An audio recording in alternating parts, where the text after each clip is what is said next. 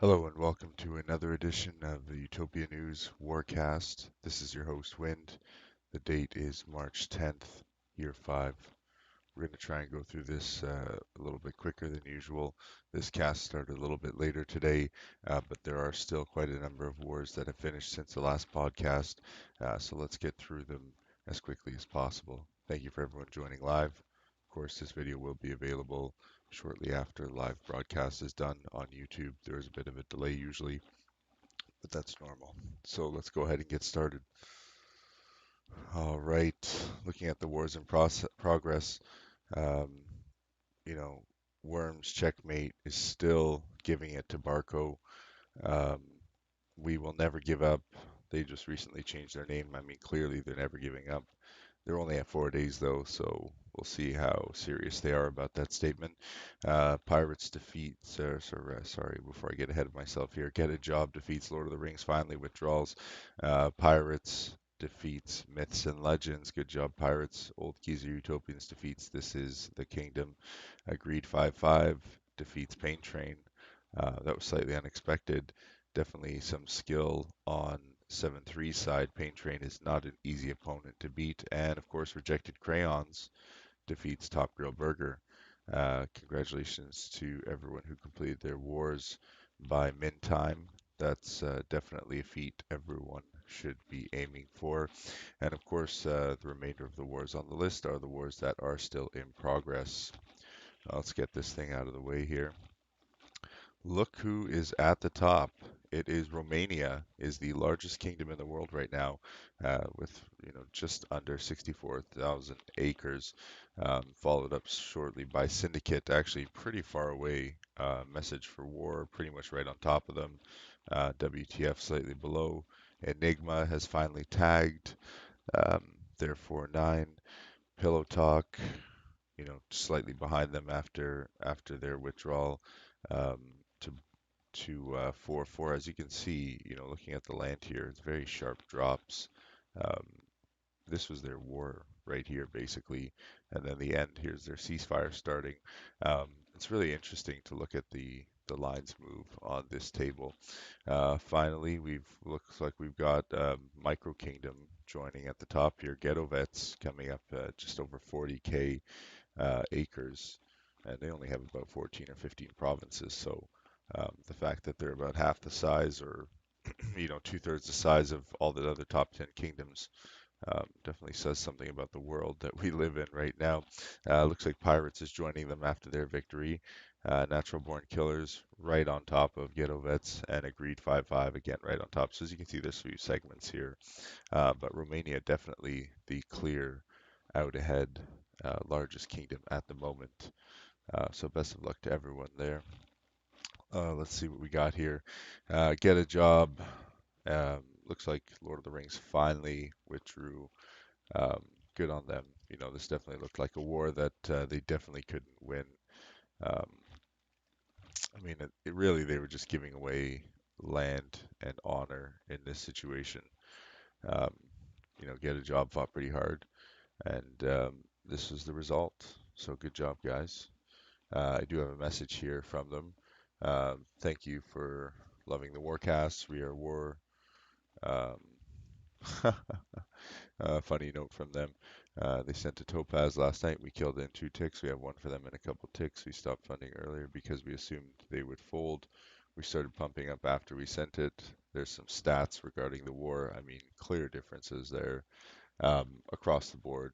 I mean, they had the acres, they had the net worth, they had the science, the TPA, the WPA, they had the peons, they had more military, they had more soldiers, they had more income, like significantly more, and they even had less wages. I mean, that I was always find that's kind of funny. Uh, Everything else is kind of irrelevant. Um, so as he says down here, the peon lead was about 90k last night. We don't really need any other details on this one. Thank you so much for sharing, though. Um, you know, it's pretty obvious that you really stomped them out on this war. So good job. Let's move on to the next war. Pirates. Pirates did a good job not running away with acres there, showing some restraint and controlling this target's net worth. Pirates was the bigger kingdom going into this. It looks like they managed to maintain this position, so good job, Pirates. Really showing how good those gnomes can actually be. As you can see here, it turned into a much tighter battle at the end. No doubt, you know, in part due to the warcasts, I'm sure. When people hear that they're losing or that they might not win, it seems to make them want to fight harder in most cases. Good job. Definitely don't want to give up easy. I mean, what's the point of going to war if you're just going to give it away? Um, that's what the game's all about. So again, good job, Pirates. I don't want to take anything away from your victory there. Um, you you were on equal terms, considering the enemy did have one province in protection. Um, I mean, good job. And let's see how the rest of your age goes. I mean, you're doing extremely well this age, Pirates. All right, OldGeezer Utopians defeats. This is the kingdom. I mean, again, looking at this war from the start, it looks like this was just OldGeezers just taking the acres, taking the honor, doing the damage. Again, they're fresh off that defeat from Ghetto Vets, and they really took a stomping. Basically, they took the same type of stomping that they are now handing out to This is the Kingdom. So good job, OldGeezers. You definitely learned something from your war with Ghetto Vets, I suppose. So let's see how the next one goes. Moving on to the next war, PainTrain is defeated by Agreed 5-5. Now, I didn't necessarily see this coming. I mean, we know from other podcasts that they are always warring up, down, and up to bigger kingdoms, down players in most cases. Good on them for making that attempt and taking on that extra level of difficulty. Um, Congratulations on your victories thus far. But it looks like you guys finally met your match. Um, you know, Agreed 5-5 definitely had a strong play here. Looking at the honor side of things, I mean, it's clear they were in control of the war the entire time from the net worth honor side of things, and again from the net worth side of things. Like compared to all of PainTrain's other wars, this is totally unlike them. You know, their previous wars were very close. Otherwise, they would have turned it around by now. Looks like this war was decided pretty early, though. I wonder why. Let's just take a quick look at their breakdowns here. Um, of course, the Avian Dryads, lots of support casters, lots of TMs here. The enemy, on the other hand, lots of humans, orcs, kind of a good mixture. They've got some support casters up here, some speed attackers. Um, no doubt their TM core here, quite a bit of TMs. Maybe this is just a matter of they had a lot more TMs and they were able to do a lot more damage and disable those attackers a lot faster. Quick look at the land side of things. I mean, as you can see, a handful of these attackers really took a beating. And when you're already down 2 provinces, you're basically, after 1, 2, 3, 4, 5 was taken out, you're basically down 7 provinces versus what the enemy has. So good job to Red Kingdom. You beat PainTrain, who's been just mopping the floor with anybody who goes to war with them. Um, Awesome work. So the last one that looks like Rejected Crayons is taking this war from Top Grill Burger. I believe I kind of expected them to do this. I know the crew over there, and Top Grill Burger appears to be the BLL crew, or what's left of them, with maybe some others. So definitely. Um, maybe not one of the hardest wars that they could have gone into, but they definitely showed their strength here. I mean, look at this 2 million damage to net worth versus the 500,000 that they took, and look, they're walking away with 10,000 honor points and 10,000 acres out of this one. So definitely a nice war for them, positioning them in a nice spot in the world at this time. So good job, guys, on that one. That is it for the wars currently that are completed. One thing I wanted to point out, though, is that yesterday in a previous forecast, I have mentioned about kingdom locations being assigned based on reservations. While that may have been true in previous years, it definitely doesn't seem to be true this year, or this age rather, because some of the more well-known kingdoms that usually have full reservations are in the much lower areas, the much lower location numbers rather, whereas the kingdoms with less reservations or less provinces overall seem to be in the higher end. So it seems like Muga has kind of mixed this around a little bit. Possibly, the higher reservations are ending up in the lower numbers, whereas the lower number of reservations is ending up in the higher numbers, which we can see with, like kingdoms like Ghetto Vets being, in the sevens, but they only have half a kingdom basically. And then, Enigma or other kind of being, in the fours or threes. I mean, it's not the usual thing that we're seeing here. There are some exceptions to that, though, which leads me to believe maybe there is some more randomness than before, which is something that we were talking about in the suggestions channel quite often, I think, over the past year. So hopefully they kind of stick to this pattern because it definitely makes it a little bit tougher to figure out who's who, especially when you have a mixture of decent and well-known kingdoms hiding in between the lower numbers and the higher numbers. I mean, typically, you would see the same kingdoms in the one whatever location, like the Peace Kingdom, or, there's a couple other kingdoms that usually tag up in the lower numbers, from the past who have very few reservations. Or, as I said, Ghetto Vets is usually a smaller number. They're pretty well known. They've been around many ages. They usually tag. You can see them on the server. So, basing it on that, it seems like Muga's been switching some stuff around to make it a little bit more difficult than before. But usually, these top tier, higher end kingdoms can usually spot each other pretty early on. There's certain combinations to look for. And we definitely talked about those conversations in the pre-age warcast. Some kingdoms actually took that advice to heart, and it is, it's definitely winning them some wars. Um, so congratulations to everyone, who's winning those wars. And at the request of FFW or SAPS, and I have done this before, this age already, I will be posting a list of all the kingdoms war wins, specifically the kingdoms with the most undefeated war wins, going all the way, whether it be 4 or 5 wars, all the way down to one undefeated war. So we'll have an undefeated championship in a sense. Maybe that could be another unofficial crown. I'm sure Saps is cringing right now listening to this. How many more crowns does this game actually need? But I definitely think that a little bit more competition wouldn't hurt anybody. So let's move on to the next war here, Barcoloco versus Worms Checkmate for War. A few people were asking me to pull some intel on this one. I mean, I don't think that's really necessary at this point. The war is already 138 hours in. In terms of net worth damage, it seems like Barco's still losing ground. On our side of things, though, it seems like they're making this a much tighter war than before. They did bring Worms down. They did flip the honor around, but it seems like Worms has kind of flipped it now back around on them, and they're back in the upper hand position again. Whether they can maintain that is yet to be seen. A quick look at net worth saturations here. We got some, of course, all the big attackers at the lowest net worths, but the most acres. But definitely, Worms Checkmate is holding on to more acres at this time. Quick flip around to see who's got um, the highest levels of net worth per acres here.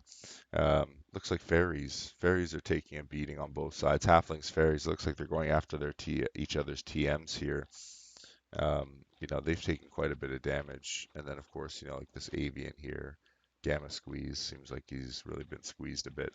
But certainly not as much as this other avian down here who's taken more damage, um, even though they lost less acres. But again, this is a bigger province, so of course more acres means more troops, means more damage, and so on. We don't really need to explain this one. Where's this war headed? I'm not entirely sure, but I just don't think Barco has the ability to pull back on the net worth side of things.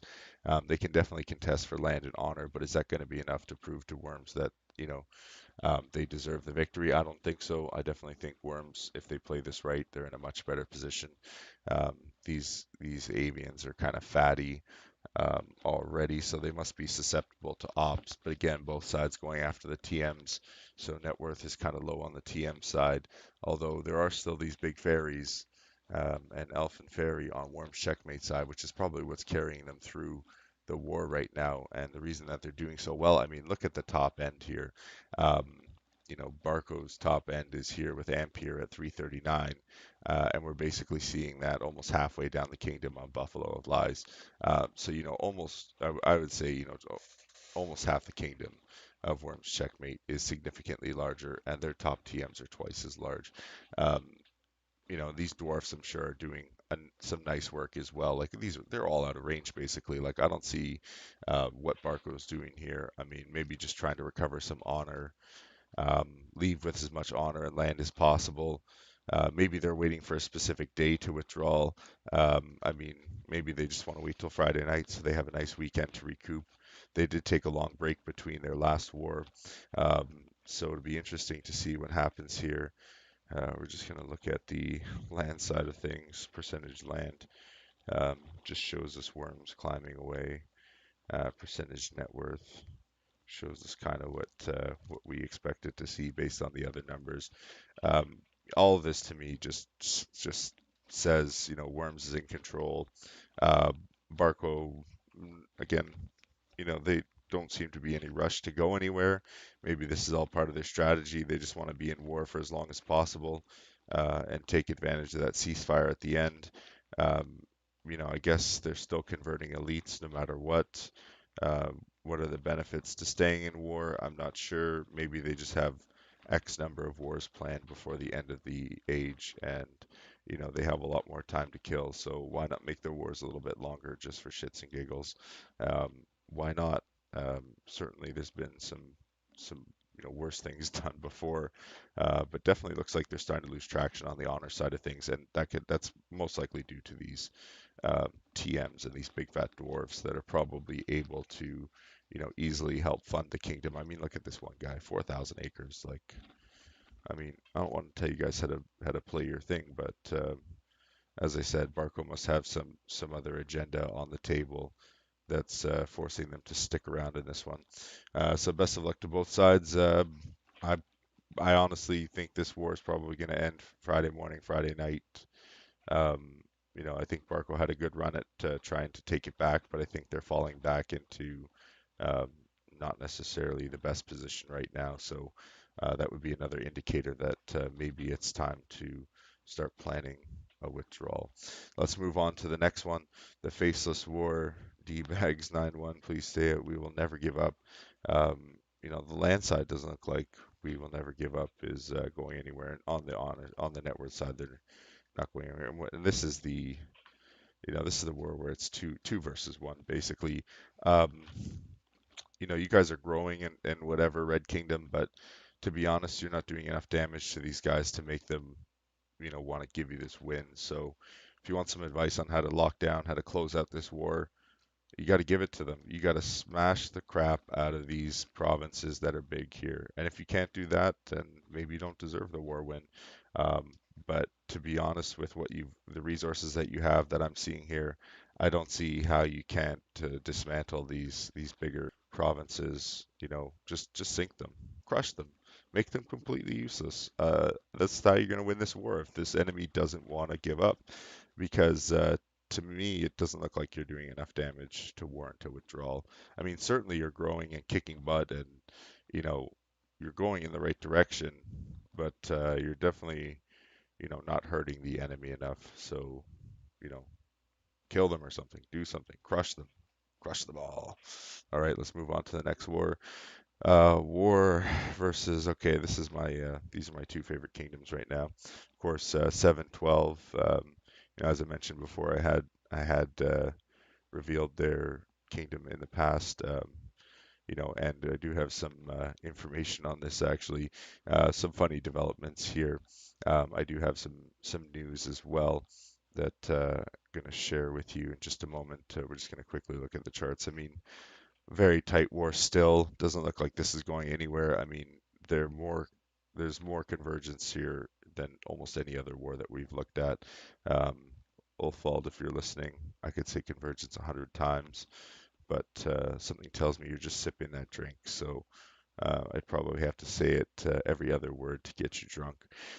Looking at the honor side of things, though, looks like the Red Kingdom had a strong position on the honor side, and they're still kind of in control. but Blue Kingdom is slowly bringing that back. So um, whether Red can maintain this is the real question. Looks like they've just had their wave as well, indicative of this, their line, their honor increasing versus the enemies decreasing here. Um, let's just take a look at who's the most affected provinces here. Definitely smaller provinces on, the Red Kingdom versus the Blue Kingdom. Whether they can maintain that or not is the real question. Quick look at the net worth side of things. I mean, they're still pretty even net worth wise. Looking at net worth saturation, we got a bunch of attackers on both sides. I mean, this is totally common um, in almost all wars. And let's see, we're going to flip it around. We're going to see some chained attackers here, and looks like some chained ferries again. Chain TMs, interesting. So it seems like these longer wars are resulting in TMs being chained, and there's definitely, it's definitely going to set them back and hurt them during their ceasefire because they're going to have to spend time exploring or dicing. Um, that they could be stacking WPA or just getting more science or just doing anything. I mean, whatever. Anything's better. So, again, looking at the land side of things, super tight battle. Neither side is willing to become oversaturated, and it shows how tightly packed this war is. I mean, it's basically started out this way. We're 73 hours in, and they're still basically at the same point they were before. This war could, I don't want to say it, but could literally go on forever, possibly only end in mutual peace.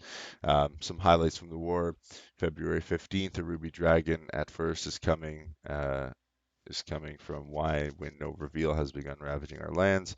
Looks like they slew it the next tick, just to give you something. Looks like they started another topaz, so from ruby to a topaz against them. Sailor Moon's completed their dragon, um, and then they started another topaz dragon. So it seems like both sides are favoring topazes at this time. Quick look at the attacks made versus attacks suffered. Pretty even numbers. I mean, they're not too far apart. Uniques are slightly off. Not too many massacres on either side. Um, so just a quick look down here to see who's taking the most damage. Iron Man seems to be kicking butt. Um, the most affected province here appears to be maybe Ninja Turtle or Groot. Black Panther seem to have taken quite a few hits. But good job to Iwatani Nofumi for taking so many hits and still ending up so high at the top. And same with the Punisher. Great province management, likely for those two kingdoms. So good job to you guys there. Quick look at the enemy here.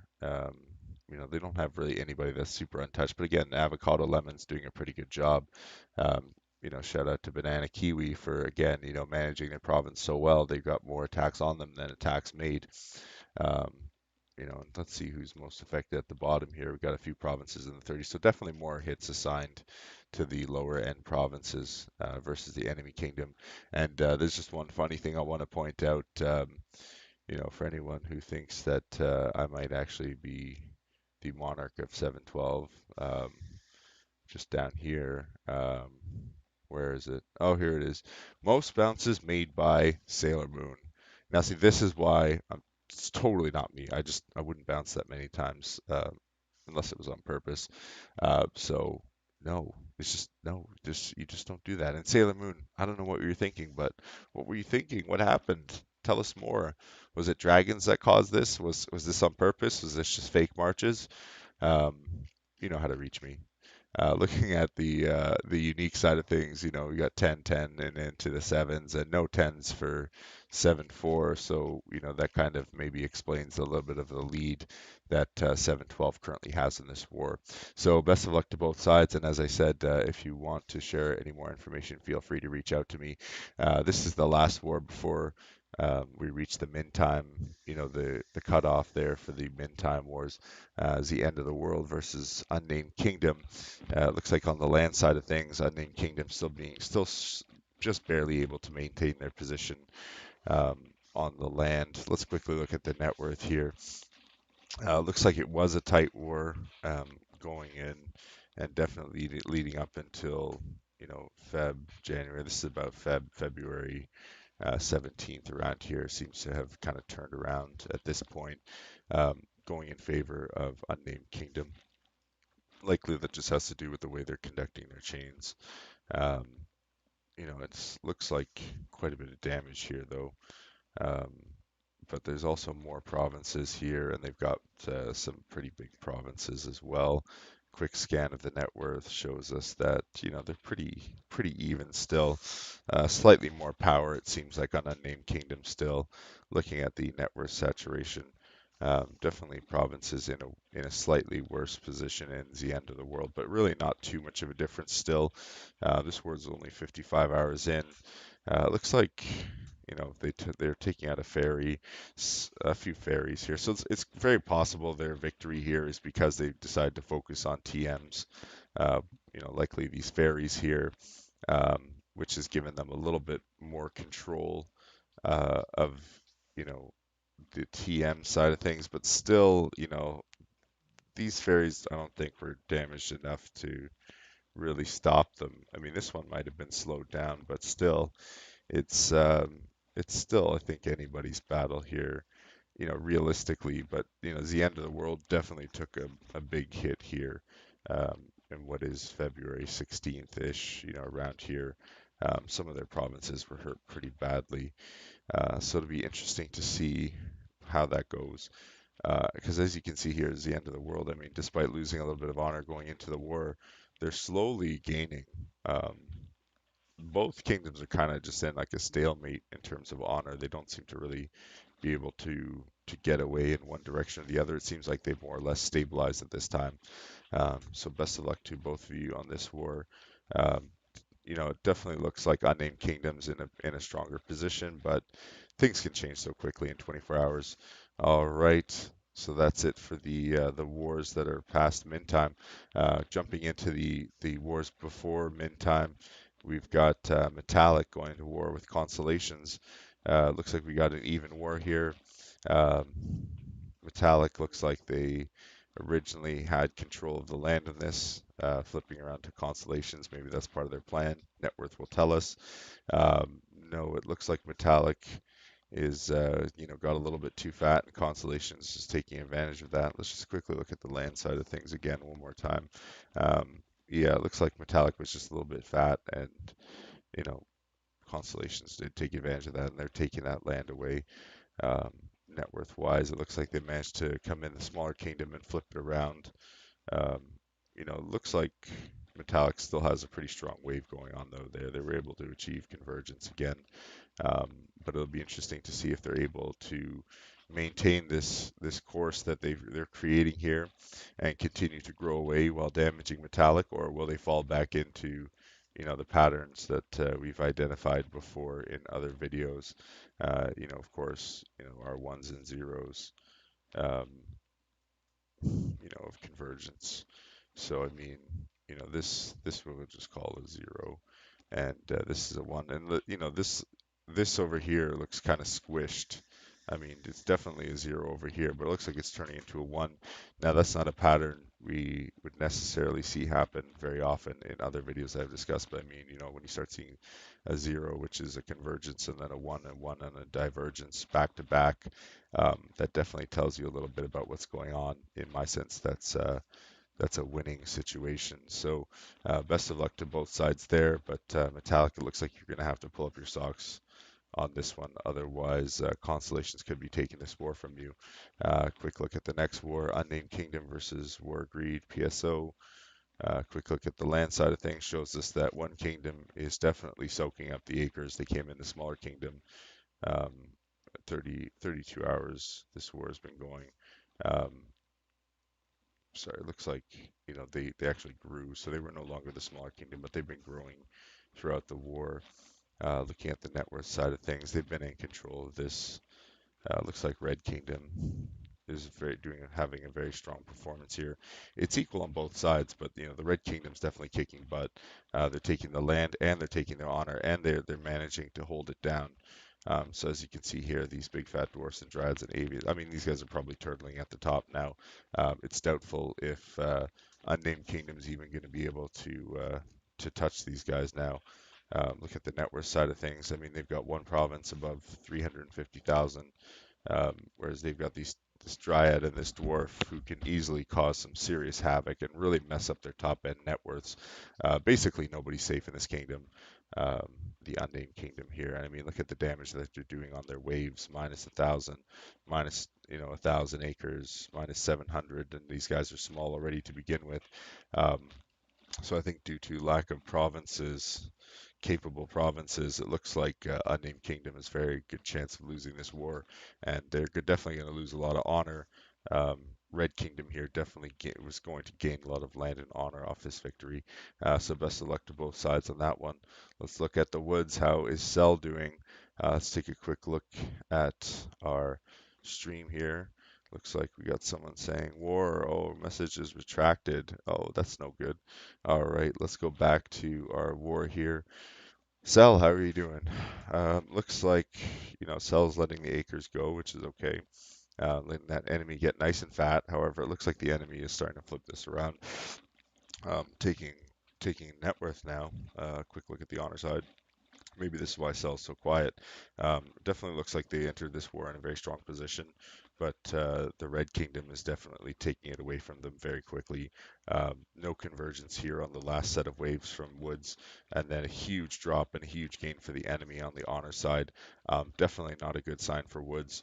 Definitely not a good sign for this Dryad or this Avian. Extremely bad. Congratulations, of course, to something War for chaining someone down to 1,000 net worth per acre. Nice, nice. As you can see, Woods here is doing about half that damage across two provinces. Not necessarily how I'd like to do it, but definitely, as I said, Woods is these provinces are basically disabled. They're junked. These provinces, however, still in a good position to do something. I'd say they're twice as effective still based on the chains that have happened here. And as you can see, there's a lot more damage, done in I guess, the most recent wave to Woods. Definitely not a good situation for them. Quickly checking out who's got the lowest saturations of net worth: dwarf and dwarf, undead and dead. So these are their attackers, likely. They're big fat attackers.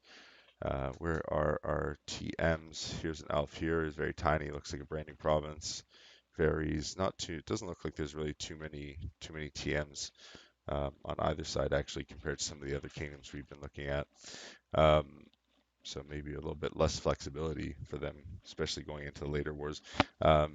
Definitely, Cell, if you're listening, look at the damage that the enemy's doing on their waves. This is what we call proper deep chaining here. What's happened to Oak Grove and Tweedy in the Woods. Um, what you've done here is still decent. However, it's not enough. It's just not enough. I'm going to say that, okay? So best of luck to you on that. Definitely need to look at how you're conducting your waves. Maybe that'll help you out a little bit. Looking at the last war here, message for war: don't be shy. War is finally here. Looks like we got even sides on both, so good, good. This will be a good war to check out. Although so far I'm a little bit disappointed. Um, Looks like one side is just significantly better than the other, but of course, net worth proves that that's not the case. So this is going to be a much closer war than I initially anticipated. Message for war: don't be shy. Looks like they grew to meet this war, but they were just barely able to achieve a minor convergence here, as they're bringing down the Red Kingdom here. But I just don't, you know, if they didn't achieve any convergence at this point, it's going to be very tough for them to do it, closer to min time, especially with this much damage being done to them. Um, Message for war has the honor in this sense, but definitely if, Red Kingdom can take advantage of that honor, they'll be in a good position to end this war with some nice gains on honor and land.